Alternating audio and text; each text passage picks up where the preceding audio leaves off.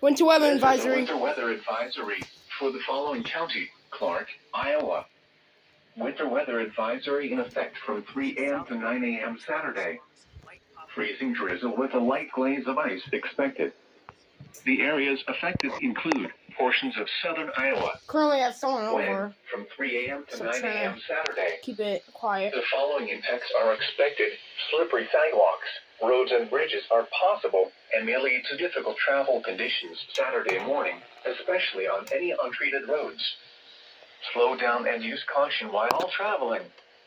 For the latest travel conditions, check the Iowa 511 app, The heck? www.511ia.org, or dial 511. Thanks for watching.